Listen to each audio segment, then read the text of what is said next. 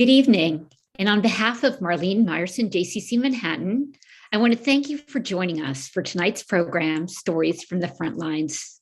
My name is Cheryl Parker, and I'm the director of the JCC's Joseph Stern Center for Social Responsibility.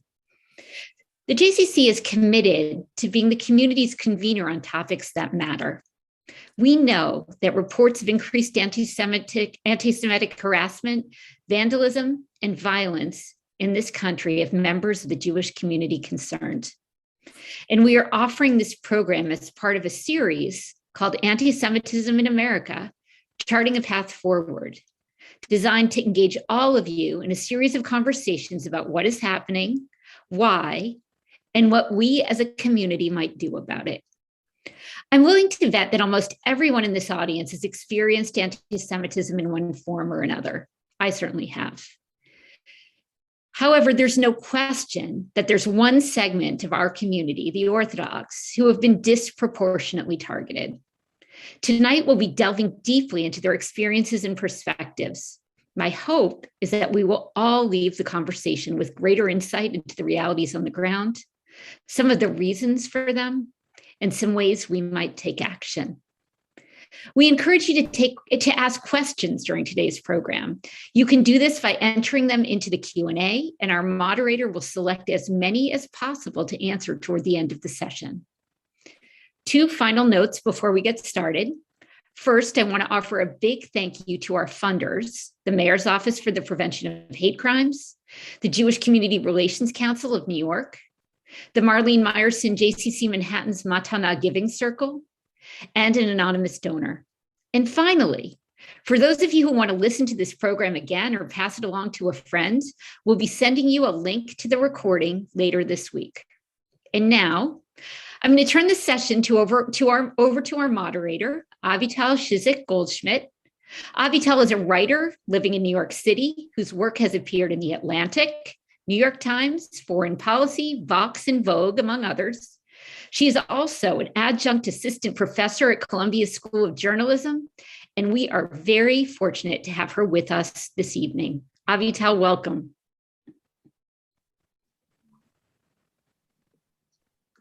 Good evening. Thank you, Cheryl, for this wonderful and comprehensive introduction. Thank you all for joining us today for this conversation. I was really heartened by the numbers that we got here in RSVPs, people really expressing interest in this issue that is very close and dear to many of our hearts. It is also, it's a pleasure and an honor to be with you today, but it is also unfortunate that we are gathering today virtually to discuss a subject that is deeply personal to many of us in the public. As Cheryl opened, when anti-Semitism is on the rise, for the most vulnerable targets, often it is the visibly Jewish, Orthodox, in all sort of the shades of the spectrum who are disproportionately targeted for physical and verbal attacks. And I'm really honored, I think, to be on this panel with these dear friends, really, and colleagues who have what to say on this. This is a topic that I've been writing about myself as a journalist for years. Back in 2015, I wrote an essay for Haaretz, actually. This was around the time of the Hyper Kasher attack in Paris. And I wrote about how essentially to be an Orthodox Jew is to choose to wear a yellow star. And of course, we don't like to think about it that way, but coming from a background of Ba'alei Tshuva, people who my family became observant, it was very much a choice to be visibly Jewish. And these sorts of attacks in the diaspora really sort of bring that, make that very clear that this is a risk that we take. I'm joined today by dear friends, Laura Adkins, who's an award-winning writer and the opinion editor of The Forward, who has written about anti-Semitism, orthodoxy, data, and gender for the Los Angeles Review of Books, the Washington Post, Glamour, and other outlets. Rabbi Eli Cohen is the executive director of the Crown Heights Jewish Community Council. which provides assistance to Crown Heights residents of every ethnic group and creed, creates a more cohesive community among the various ethnicities and ethnic communities of Crown Heights, and presents the Crown Heights Jewish community to the broader New York community and beyond. Nathan Diament is the executive director of the Orthodox Union Advocacy Center. He works with administrations and members of Congress on a bipartisan basis to advance the community's values and interests. He once lived on the Upper West Side. We won't hold that against you, but now resides in Silver Spring, Maryland, just outside DC. And Rabbi Motti Seligson is the director of media relations at Chabad Lubavitch, and known as a celebrity among any Jewish journalists living in New York City today. I would like to open the conversation, if I may, with Laura. I would like to ask you to kick off this conversation. If you could give us an overview as a journalist with a focus on data on anti-Semitism in the United States today, and particularly anti-Semitism targeting Orthodox Jews. Absolutely. Avital, thank you so much for the intro, and to the Manhattan Jccc for having us for this important conversation. The most important thing to remember about anti-Semitism, particularly in the United States in 2021, is that it behaves like a pandemic. And I don't just mean that in terms of the scope of the number of incidents that are happening. I also mean the way that it metastasizes and spreads. Now that we're all experts in epidemiology, it'll be a metaphor that makes sense to all of us. So online, we see something very scary happening with anti-Semitism. Anti-Semitism does not exist on a left-right binary, and talking about anti-Semitism in that way is not at all helpful for understanding it.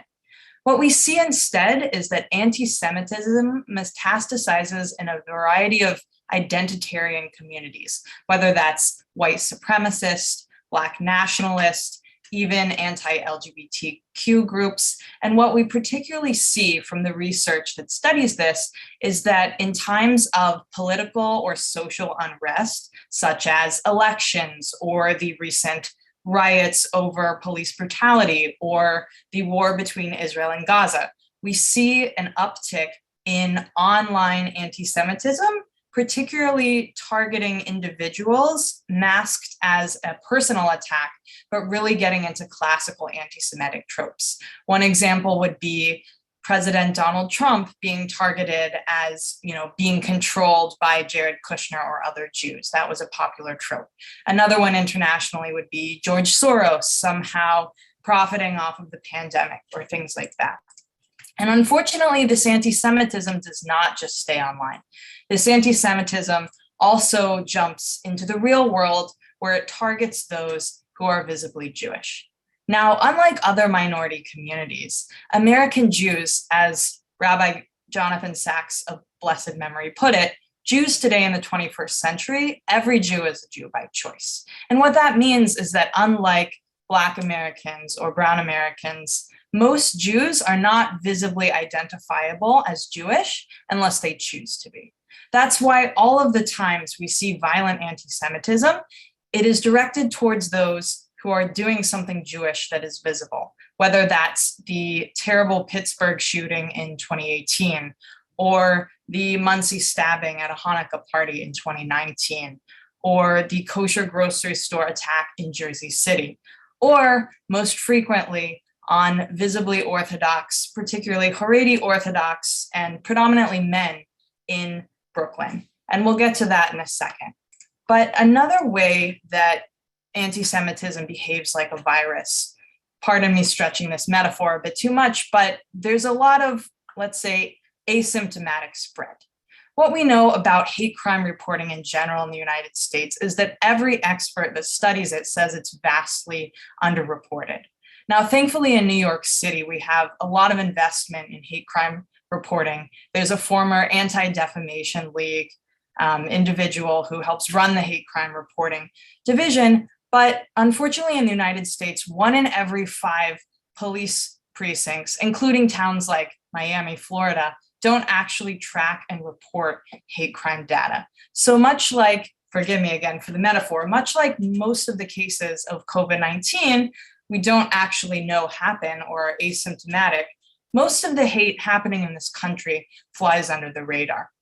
And it's particularly true with minority communities that don't always historically have good relationships with the police department.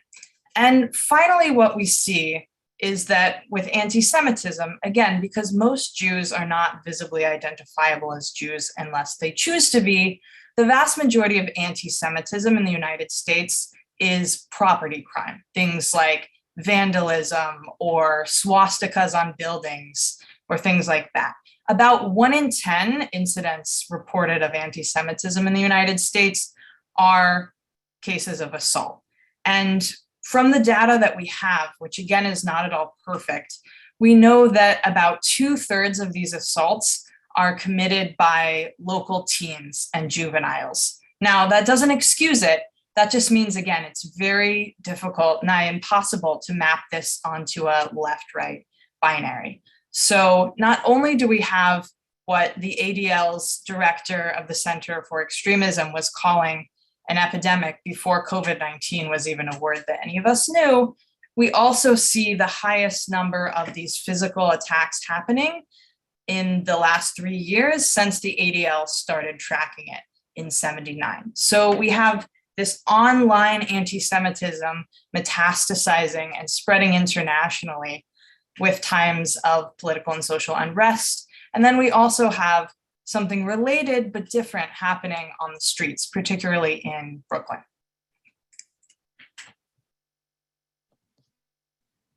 Thank you, Laura. That was, I feel like I had a big ask for you and you did that beautifully. Thank you for really processing that for us. I wanted to ask our other panelists, is there something different about this moment that we are living in 2021? What do you attribute this rise in incidents to, based on your work, based on your experience?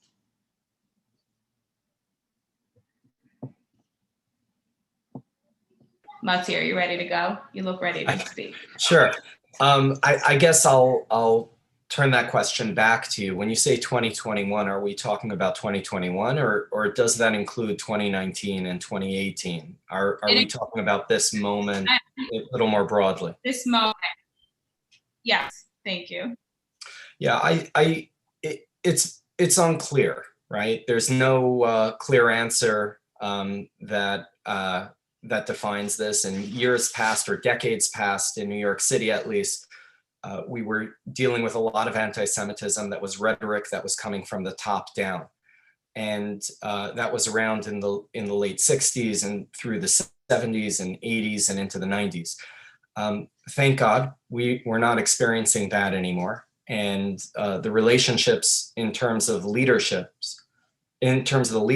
of minority communities, especially in Brooklyn, is very strong, and Rabbi Cohen could probably speak more to that. There are two opposite things taking place at the same time.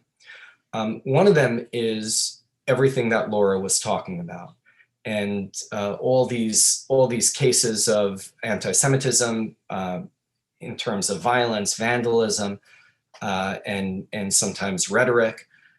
But it's important to note that the communities that we're talking about in Brooklyn and other, especially Orthodox communities and Haredi communities or Hasidic communities, these are extremely strong communities. They're some of the strongest Jewish communities in the country and possibly in the world.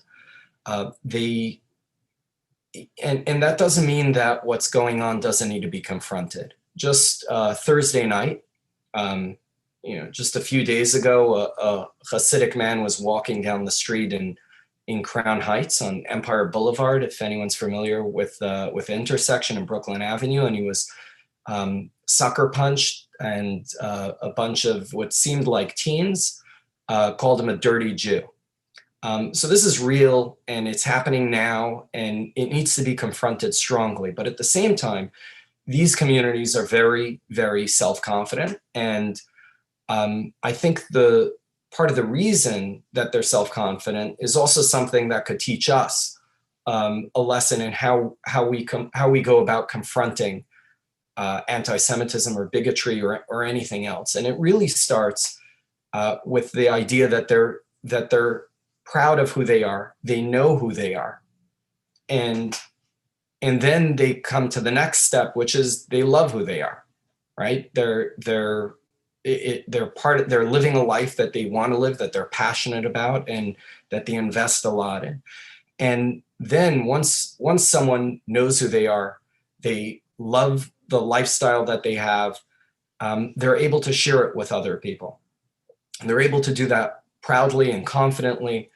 And then once we're doing that, then they're able to confront any adversity that they are experiencing and effectively resist those negative forces.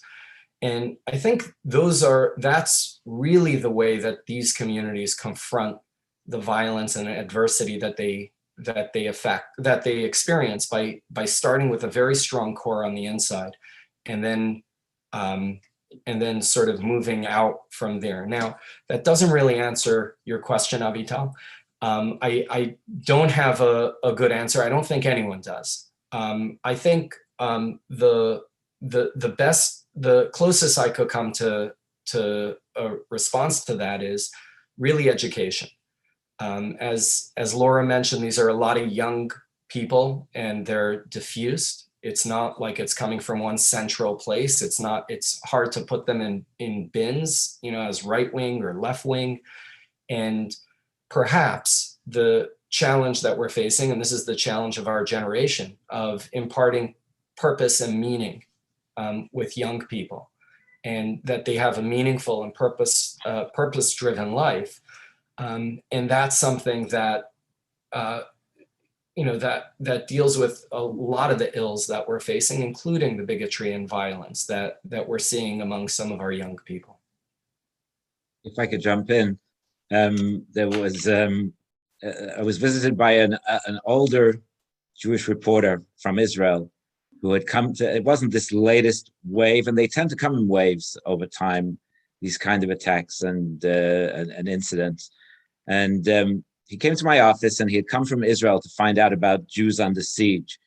And he'd been reading the newspapers, and it was a string of attacks. I don't know if it was the sucker punching, there was a series of punching in the street, or maybe it was a different series of attacks that took place in 2018. I'm not sure, but he came to my office and he says, "Oh, you guys don't look as though you're under attack."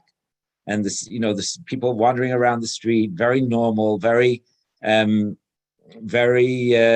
animated, women, children, bustling around at all hours of the day and night.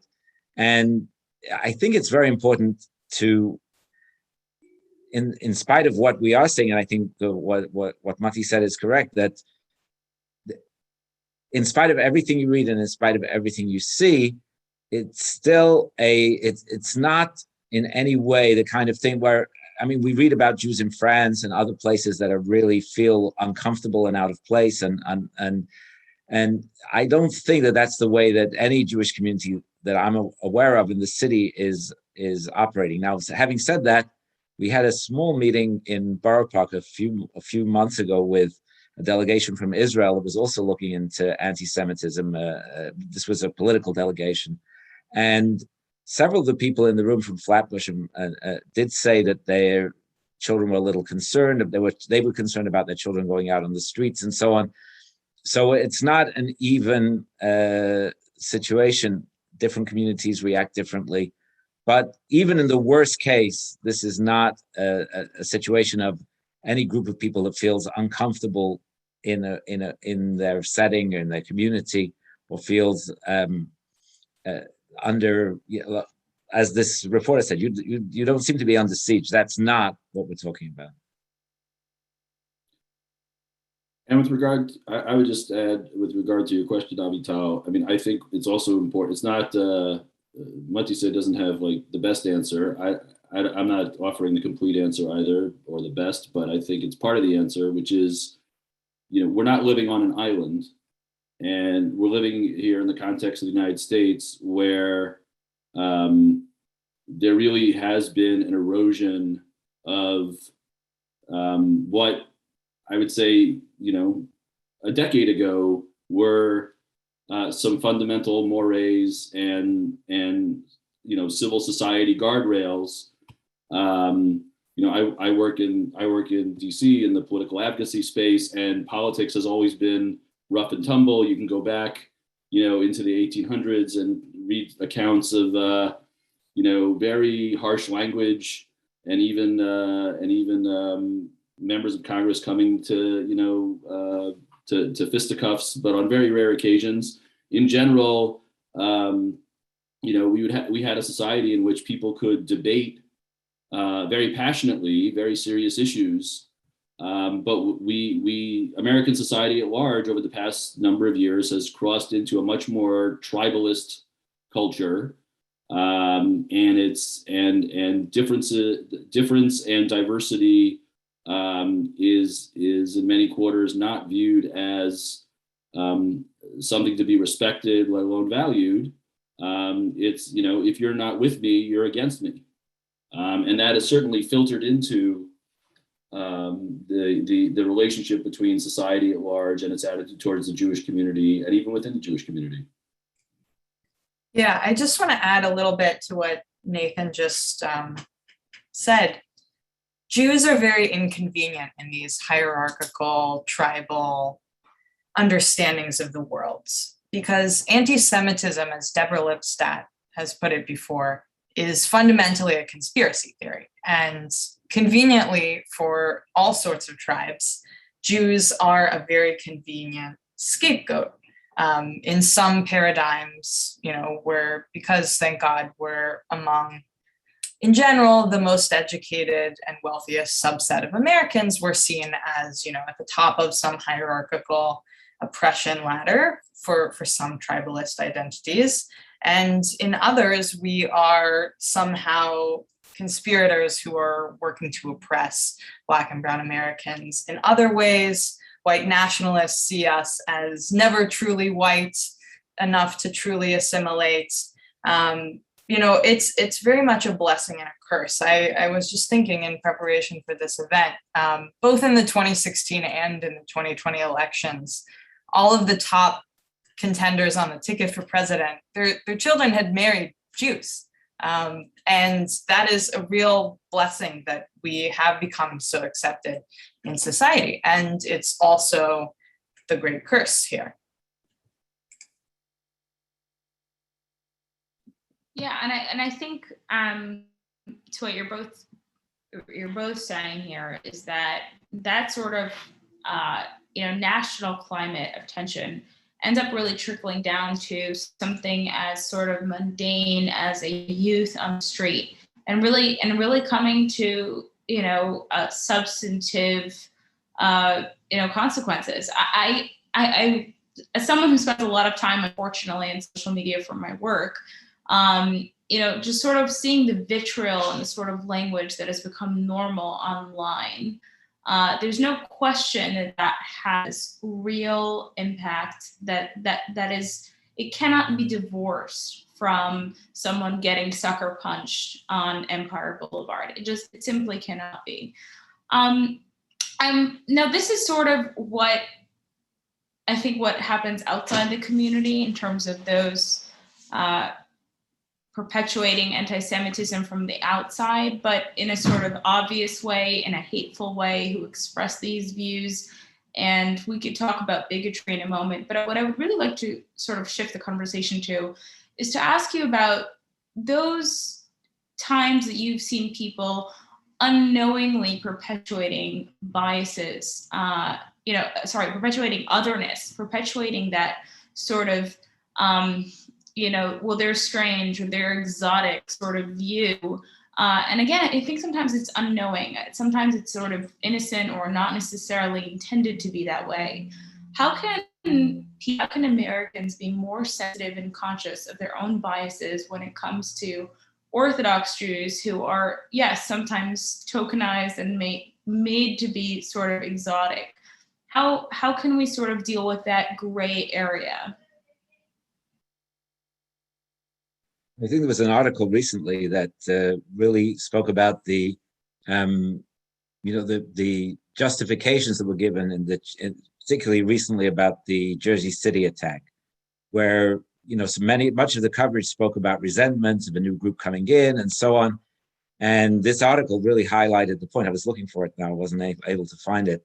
But they really made the point that there is no other kind of bias or racial or gender-based or any other kind of hatred where anyone would write an article talking about the reasons for the bias, why, what gave rise to it, or what were the justifications. So if we, and unfortunately, I think that, I took issue with the forward actually recently with a real, where it was an anniversary of the riots of 91. So now we're 30 years later. And, there was an article in the forward talking about, from the viewpoint of a Black Jew living in Crown Heights in that time, really just parroting all the, the biased and really horrible things that were being said at the time about how really justifying the riots in the sense of Jews encroaching on territory that was not theirs or something like that. And that was oft repeated then. And in similar way with the Jersey City. And I really called out the forward and didn't get any substantive backing away from it, I have to say. But the point being that there is no other arena of hatred or bias or discrimination where we see anyone's talking about the root causes and what is bringing about this type of response, except when it comes to Judaism, and often perpetuated or spoken about by other Jews. So that's, I think, part of the response to what you're saying. Rabbi Cohen, I think Laura would offer you to write a response op-ed in the forward. Always. Yeah. But I think the point you're making is really good. I just before COVID, together with other leaders in the Orthodox community, we had a meeting with editorial board of the New York Times, and we raised this very issue. Jersey City was an example where there was an article about the Jews of Jersey City a year or and some change before the attacks there, and they were really vilified as being invaders in some way. And that's something, as Rabbi Cohen said, we've experienced that in Crown Heights, where there are all kinds of reasons and justifications and all kinds of grievances that are raised about Jews that are living in a community that was built as a Jewish community in the 1920s.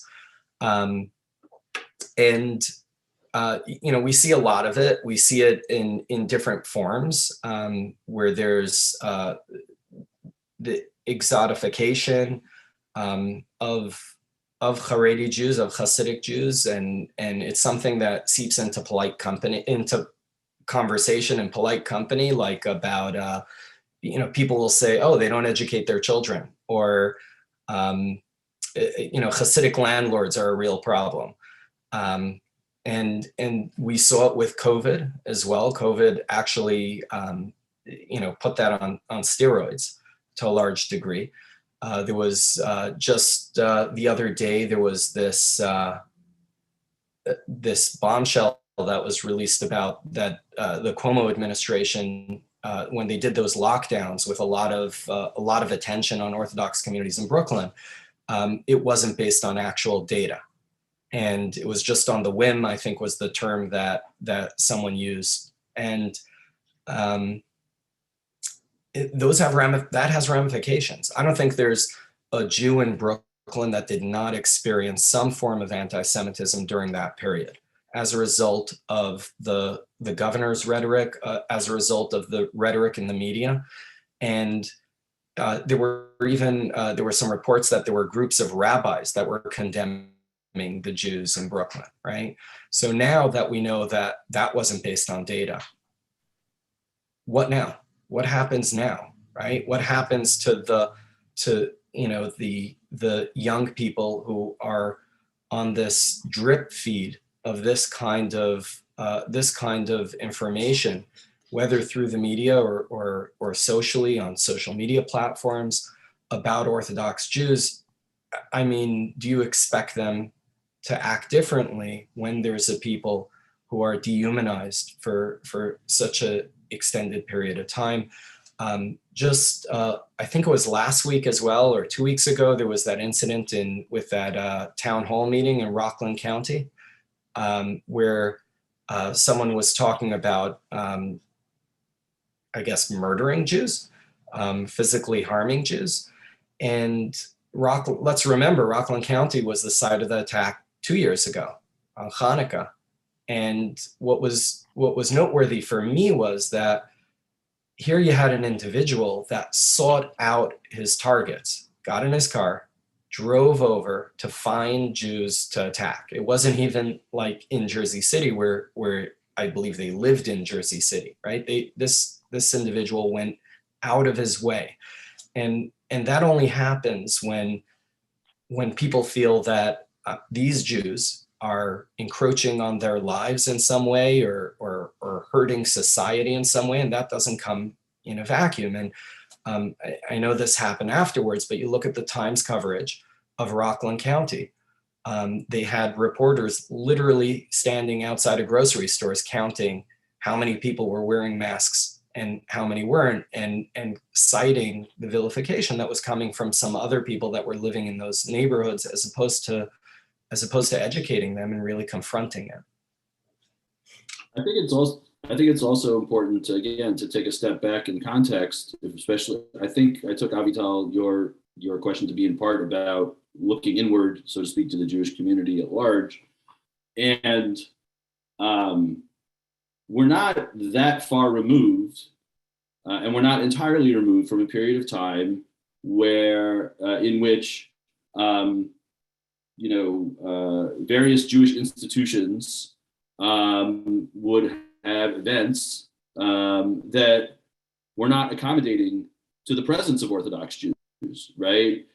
They would not serve kosher food, or if they were serving kosher food, that was certainly not the main menu at the event that was happening. Maybe there was a little table off to the side of kosher food.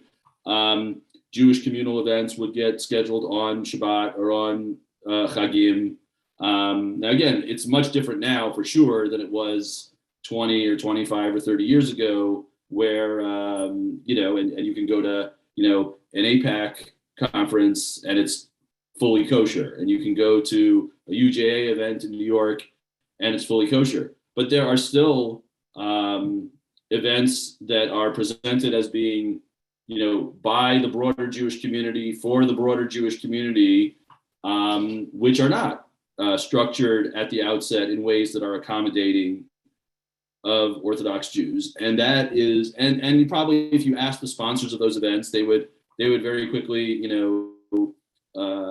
apologize or explain or what have you, and try to be accommodating. But the fact that it's, that's still the default in some quarters, I think indicates, a sort of latent attitude in some quarters of the community that still, to use your terminology, looks at observant Jews as some form of other subset within the community. I want to touch on a few things, particularly that Rabbi Cohen and Motti raised. I think we have two different phenomena happening here, pardon me, when we particularly look at physical anti-Semitism happening in Brooklyn or in Monsey or in Jersey City. One of the oldest anti-Semitic tropes in the book is blaming the Jews for local tensions. For 100 years in Brooklyn, there have been housing shortages and fights over who gets the building permits, particularly in Crown Heights and Williamsburg.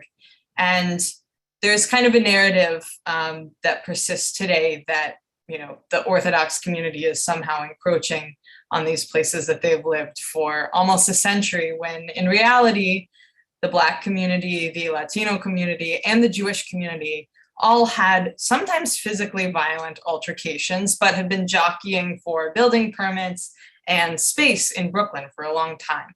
And to pin all of the blame on the Jewish community, it does show a lack of education, as Motti pointed out earlier, but again, it's a classic manifestation of anti-Semitism. And then there's something different that's happening when we talk about the media. And I actually think it's important to pull these out because I have a suspicion that the local teenagers beating up Hasidim are not reading the New York Times in the morning.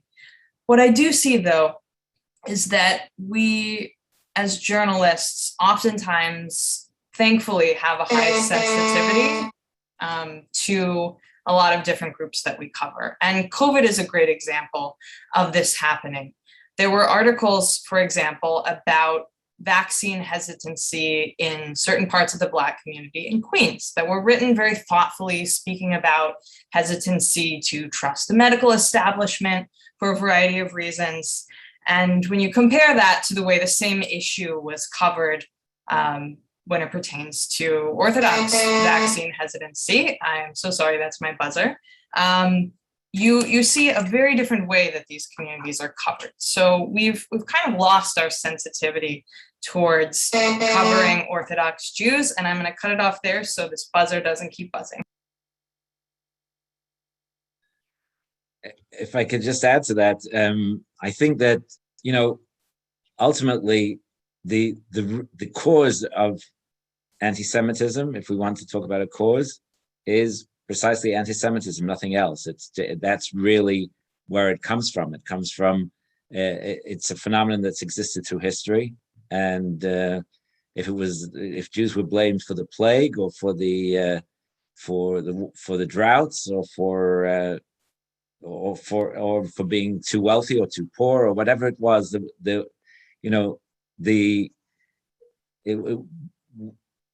for whatever reason, throughout history, the Inquisitions to communism to Nazism, of course, the Jewish people were always singled out, and it wasn't always just Orthodox, and it certainly is definitely not just Orthodox. And sometimes, they were sought out, as the Nazis did, to the nth degree of looking for the tiniest little bit of a Jewish ancestry, and choosing to hide from it by covering up our Judaism definitely is not an answer. And I've seen this in my work, and just to make it a little more on a personal level, the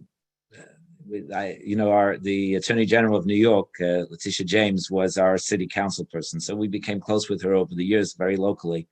And she would always, when we have these little political gatherings, and I would always try and add in a few words of Torah, a little bit of, related to the portion of the week or something that was happening on the Jewish calendar, or something we were reading in the Torah in the synagogue that particular week.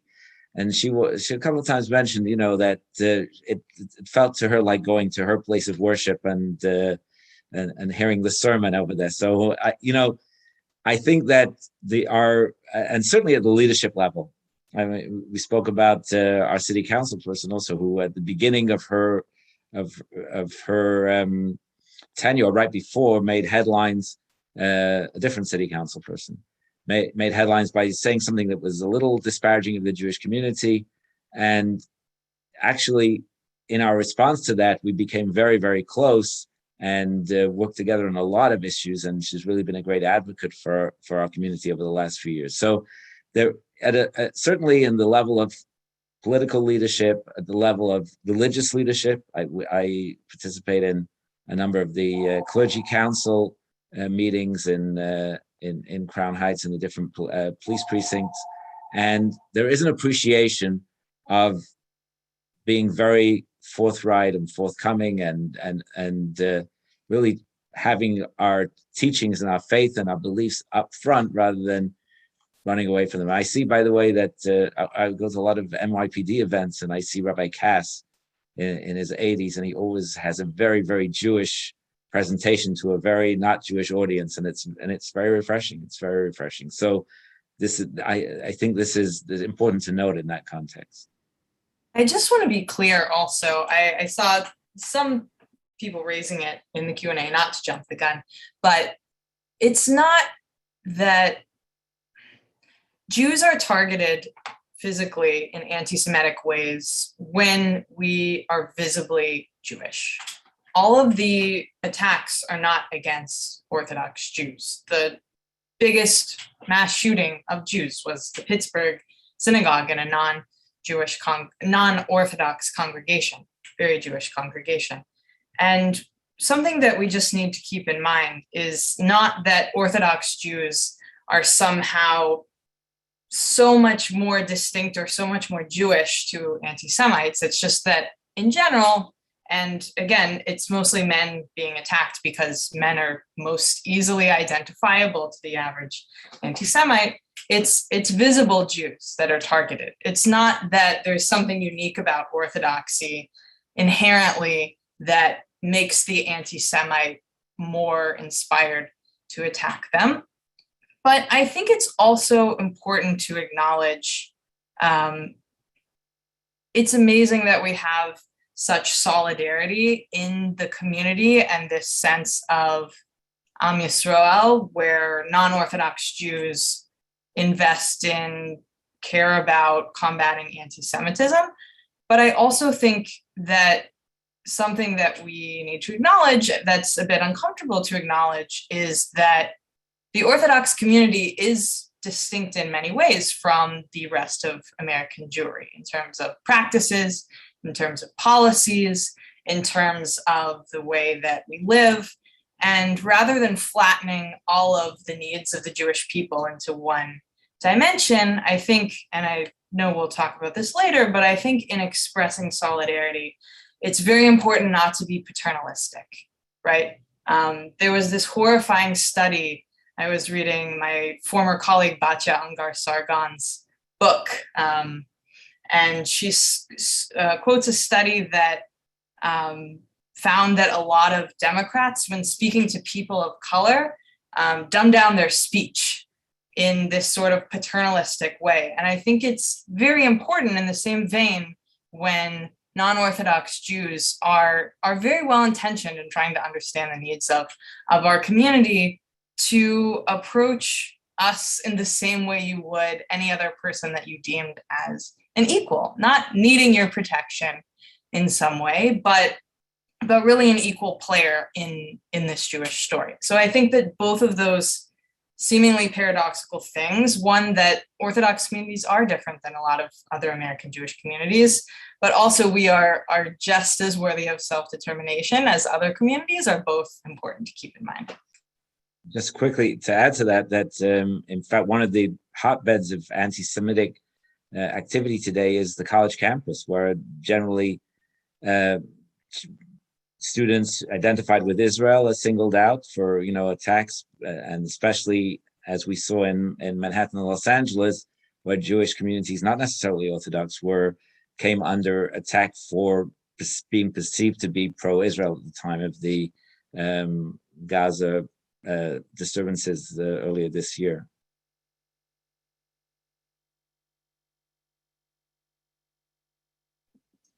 I just want to jump in and respond to this sort of discussion around media. I think it's important that we remember, yes, as Laura just said, that the Orthodox community is human like every other, and I see this constant tension. I've seen it internally. I've seen it in working with editors at various publications, in conversations with many reporters, that there is this sort of constant internal conversation, especially within Jewish media, that is sort of like, well, we don't want to cause anti-Semitism with a story. And you're going to laugh because I'm sure you've read stories in media that you think definitely cause anti-Semitism, but there is that sort of, I think, tension, and that's a healthy tension. That's a healthy question to ask. But I want to caution us to also consider that, journalism and media also cannot ignore issues in communities just because we are afraid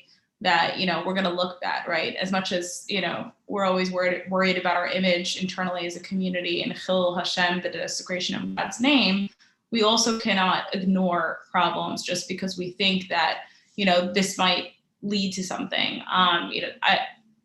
To quote, Justice Brandeis, sunlight is the best disinfectant, and I think that sort of that just has to be named, because I don't want to. I want us coming out of here saying that, okay, no, like we can't run any honest stories. I think it's a question of sensitivity. It's a question of real astute journalistic an editorial sense of how to handle a story about a vulnerable community. And this is a vulnerable community. It is a privileged community, it is a vulnerable community. And that is what is so unique, I think, about the Jewish community, is that we really are both at the same time. And I think that's also why sometimes media doesn't know how to tell our story well. We just don't know how to kind of reconcile between those two things. I wanted, Rabbi Cohen, you mentioned this, and if it's all right, Nathan, if you could speak to this, this issue of really working together with other community leaders, right? Of overcoming that otherness. What are concrete ways of doing this? Strategies that work in your experience as an organizational leader?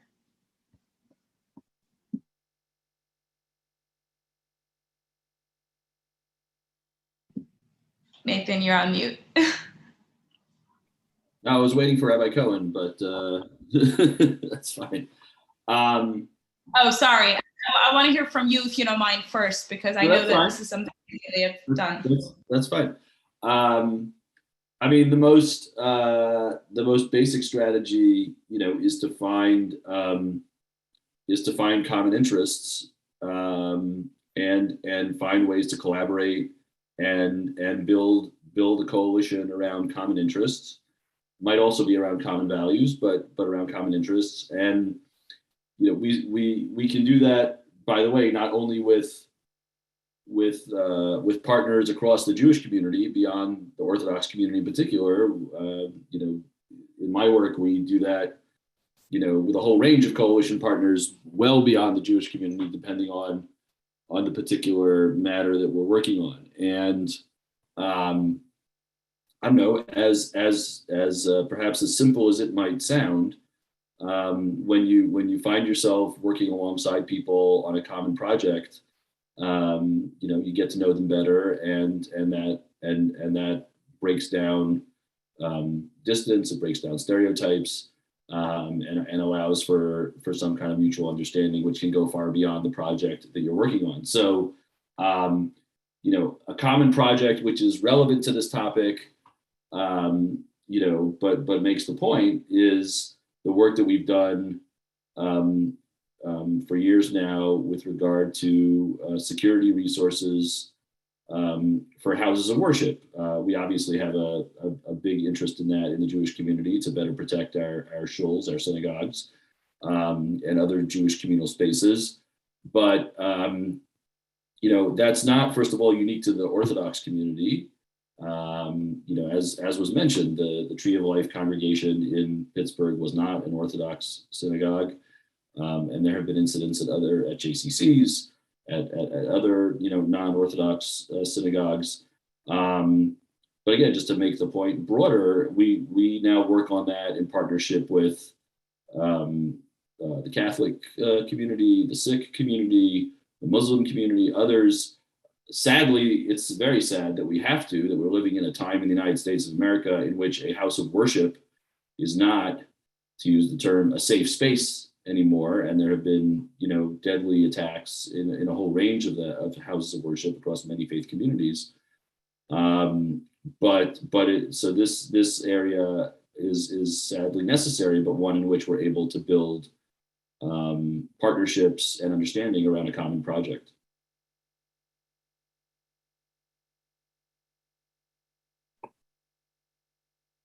Yeah, just to build on that, we've in Crown Heights, we have a phenomenon which we call One Crown Heights, which has been a coalition of, most of Crown Heights is a mix mostly of Hasidic Jews, Caribbean Americans from the West Indies and other islands in the Caribbean. And we have some African Americans who are second and third generation, whereas the Caribbeans are mostly immigrants. And we really, in the course of this began as a reaction actually back to the riots and the lack of communication in the community. And my predecessors at the Crown Heights Jewish Community Council worked to build a coalition of faith leaders and community leaders to just be in touch with each other and be able to, if things came up, and dispel rumors and so on. And then more recently, over the past few years, building on that building block and working with some of our elected officials and their offices, we've really built a really robust and very diverse group of community people who get together and discuss what's going on in the community.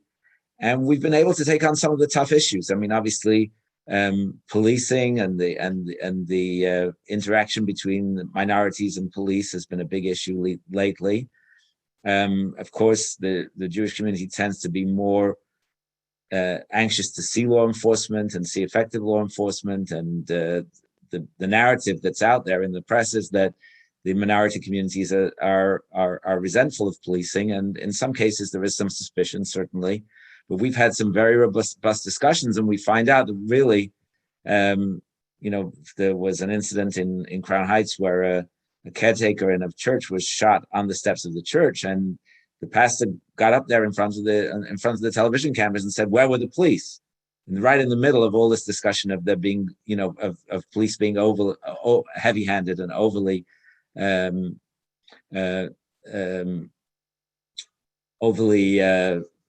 not interacting well with the minority community. So we've had these discussions, and we haven't had to tiptoe around them. We've been able to discuss them head on, and found out that there's much more agreement than we realized. And in fact, our incoming mayor who is from our community also seems to have realized that there is a lot more support for more order in the town rather than the opposite. And I think, we were talking about, the phenomenon lately, and I think that unfortunately, it's through the COVID era and the Black Lives Matter era and all the things that have happened over the last couple of years, there is a sense of lawlessness in the streets of New York City.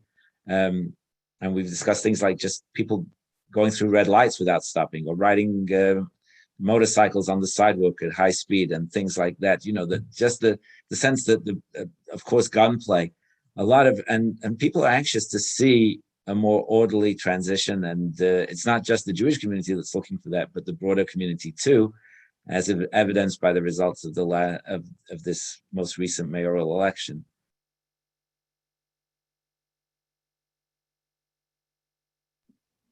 Thank you. Thank you all for your answers. I would like to close up with this final question to you panelists, and then we will move on to the Q&A. I don't know if you remember the times before COVID, but in January 2020, there was the No Hate, No Fear rally. And I think it was a noble attempt to unify the Jewish community and beyond around fighting anti-Semitism. The interesting thing about that rally was that the Orthodox attendance was pretty sparse in comparison, and it was situated around the time that there were several attacks, namely the attack in Muncie and the attack in Jersey City on visibly Orthodox community members. So it may have fallen short in a few ways, no matter how good the intentions. What role can the non-Orthodox community, the wider community, whether Jewish or not, play here in offering real support, whether as individuals or as collectives? It's a tough question. I'll take it first. And without speaking Lashon Hara, ill of anyone, I think part of the issue was there were certain individuals that were invited to that rally that many in the Orthodox community had deep issues with the way that they behaved towards the Orthodox community. But much larger than that, there's a saying pioneered in the disability rights community, nothing about us without us. And I think part of the problem in the way we speak about anti-Semitism in the United States is that, again, it's a good thing that all Jews, by and large, care about combating anti-Semitism. That's important.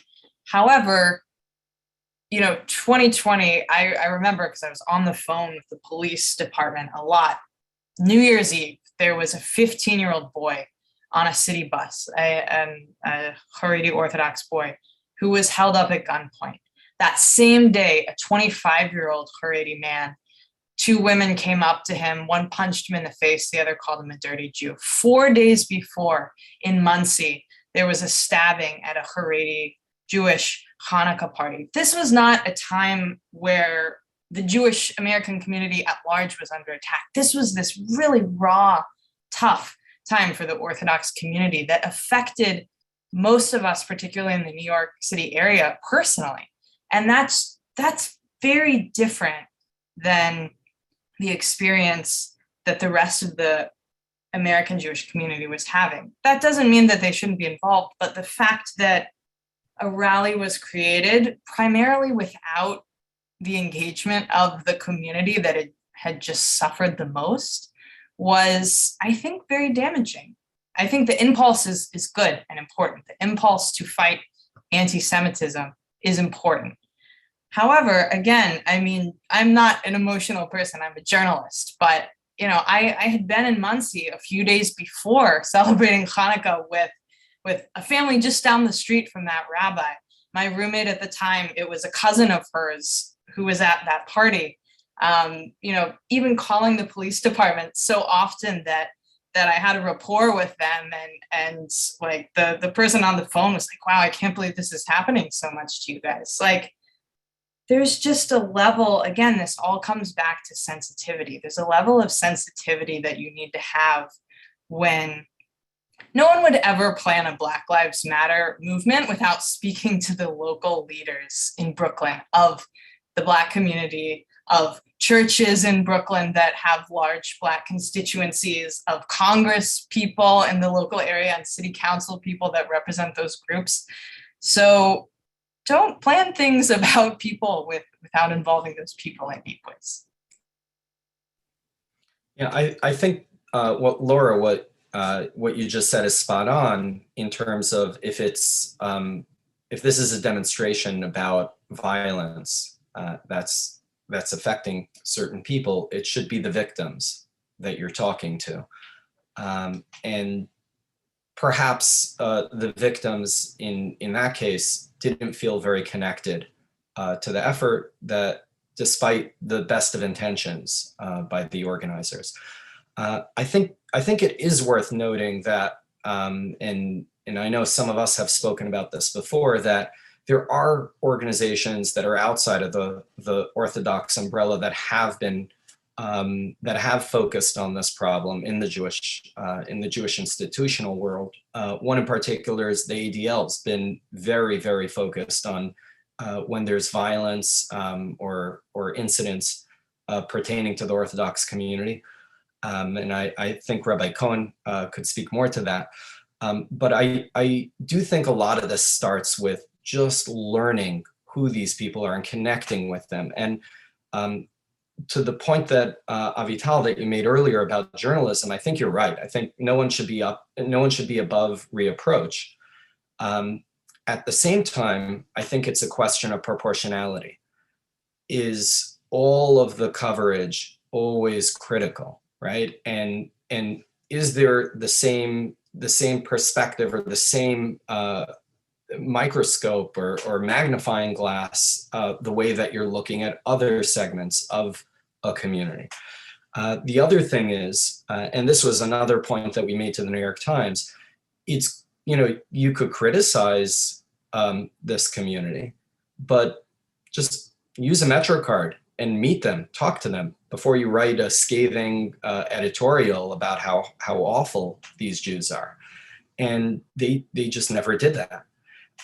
So a second point is just get to know the people that you're writing about or that you're formulating an opinion about.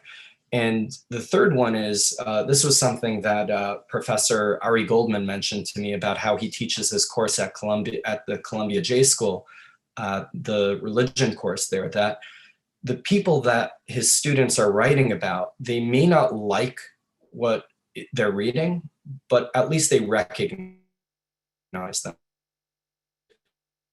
Even while criticizing a community or writing about something that's critical, could humanize their subjects and also make the subject matter, whatever it is, whatever the issue is, very relatable to the reader. that they see those same challenges as not something exotic, but something that they could relate to in their own lives with their own families. And I think but to Avital, to your question of how do we do this better, I think it's focusing on what unites us as a Jewish community, which are those the bigger things of being one community, looking out for one another, and through getting to know one another, I think that's a sure way of doing that.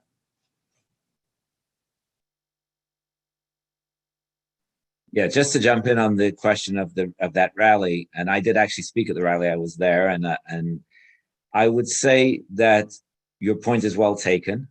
And I think I sort of felt that at the time it was mentioned that, of who was involved and how it was involved. But marching over the bridge and who I marched with, in terms of Jews who were very not visibly Jewish, but were very proud to identify and stand up as Jews, non-Jewish leaders, and many, many, many of them, and some of them who came to me many months later and savored that experience.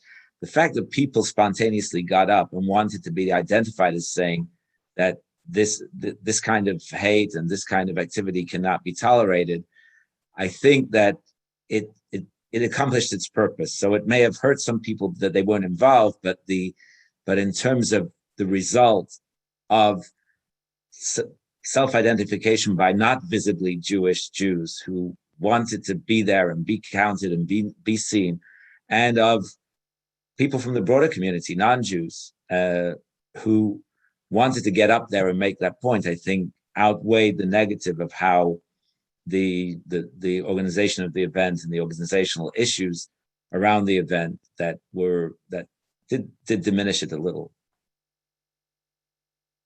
I think an important component of this, kind of trying to shift into a solutions-oriented frame of mind rather than just speaking of the problems, of which there are so many. Something, in my perspective as an outsider, that the non-Orthodox Jewish community I've always been impressed by is the real commitment to social justice, particularly within the local communities in which American Jews live. And I think a big part of local organizing and local justice is really getting to know your neighbors. So in so much as Orthodox Jews are as much part of the fabric of New York City and the United States as any other community, I just encourage everyone to really, really get to know their fellow Jews and fellow neighbors of all types. Like, we can't defeat anti-Semitism by just talking to Jews. You have to actually speak to your neighbors. And I don't mean that in any sort of kumbaya way. I really mean that change starts from where we personally are, whether that's your friends calling them out when they make, kind of thinly veiled anti-Haredi statements or anti-Semitic statements, or whether it's, just really getting to know your neighbors. There's no big sweeping magic wand solution here to fighting anti-Semitism. It really starts, and again, I think American Jews in general are really good at prioritizing social justice and local organizing. So that's a really important way to go about addressing this.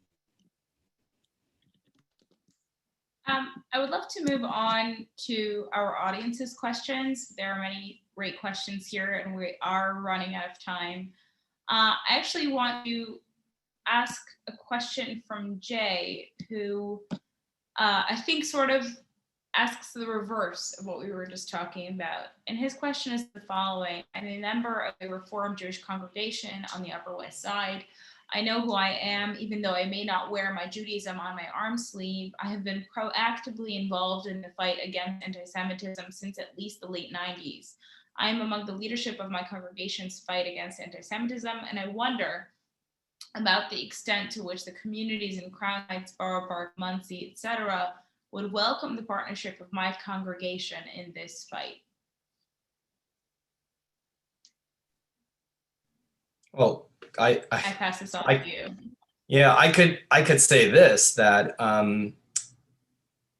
I could speak from the perspective of Crown Heights, right? I was raised there during the riots. And that was a time when the Jews of Crown Heights felt completely alone. Institutions that were built on the very premise of fighting against anti-Semitism failed the Jews in Crown Heights at the time. And it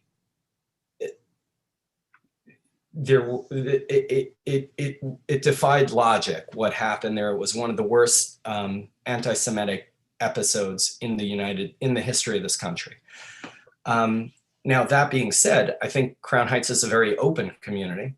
They're Jews of all stripes that are there literally every day, visiting, engaging, and I think all people are welcomed as they are.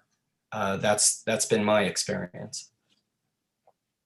And I guess I'll just add, like, from the more national organizational level, we at the Orthodox Union, again, work in coalition, certainly on these kinds of issues, with organizations that represent other religious streams in the Jewish community and also the secular organizations in the Jewish community.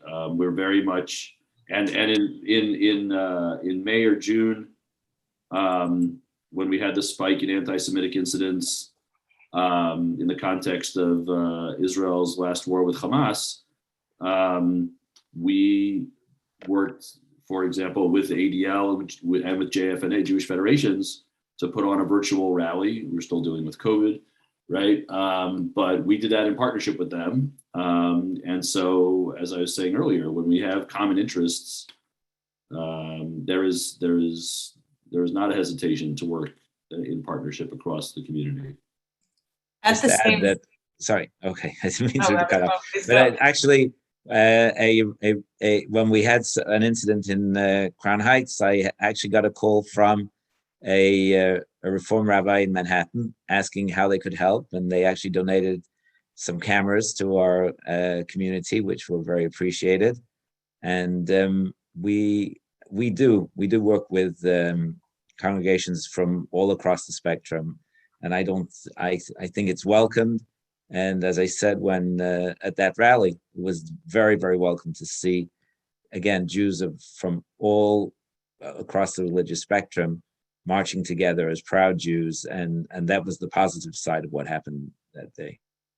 At the same time, we can't just parachute into other communities and expect to be fully welcomed or accepted. It's amazing when that happens, but in the same way that I think most Reform congregations would take umbrage at a random Orthodox Jew showing up and, erecting a mechitza, you can't take all of your values and just impose them on different communities. And I think the best example of how this works well in the Jewish context, having nothing to do with anti-Semitism, is AIPAC, right? AIPAC's whole theory of change is not that you just go bombard people with pro-Israel positions. It's that you build long-term relationships with constituencies, with members of Congress, with people, and you have a two-way relationship and you get to know one another. And when the time comes that something needs to happen, you respect that relationship enough to do what needs to be done. And in the same way, I don't think that Jews can just be there for one another when something bad happens. If we truly want to overcome this, I don't want to make light of the issues that were raised in the comments. Yeah, there is a real divide between the way that a lot of Orthodox Jews see non-Orthodox Jews and vice versa. I don't want to pretend that it's all fine and dandy, because it's not. However, the way that we get around that is like slow, boring relationship building. There's no magic solution here. It's like just slowly showing up and fumbling your way through and making mistakes and slowly over time building an actual relationship.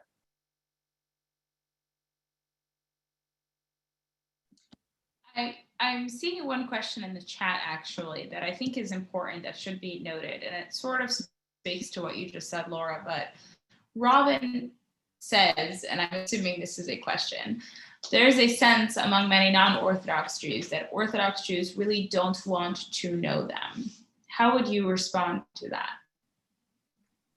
Well, I think with two people from the Chabad community, that will be a difficult thing to say. I think, the Chabad is built around seeing all Jews equally and recognizing, it's built out of a very strong sense of tradition and, observance of Jewish law. But in terms of the idea of welcoming people into our homes and into our synagogues and to doing activities and reaching out. So that's clearly, even beyond that, though, I think that, I saw another question, and it was questioning is a certain area of, an area of Jewish practice. And I think that it's important to realize that, Judaism is based on a teaching, on God's teaching. And there are going to be some non-negotiables when doing that. And I think that just as we would go to another community and there are certain customs that are prevalent in that community, I think that has to be recognized and acknowledged also. Today I had the Commissioner of Human Rights Commission for the City of New York, and I was showing her the synagogue at 770 Eastern Parkway, and she was standing in the women's gallery looking down, and I was thinking, that's very exactly what the Human Rights Commission is about, where the men are on this side and the women are on that side. But that, that is Jewish custom, and that is the custom of our community. And to be able to go with an open mind and say, okay, they're not forcing me to do this, but this is the way that it's practiced in this particular community, I think is being open-minded. And sometimes we can be a little bit closed-minded to our own, more so than when we look to the outside. And I think, so there's a little bit of self-awareness and self-reckoning on both sides of that issue. There's also the human side to that what you're feeling may be exactly what the person across you is feeling. And they may, socially be a little self-conscious or not comfortable making, taking the first step and engaging. And that may be what you're feeling. And, just by saying that's how it begins. And I think the people in Haredi communities would be, they do anything to help someone else. And I think they would welcome the idea that another Jew who may not practice, may not have the same traditions as they do, is looking out for them, and they see everyone as one people and one community.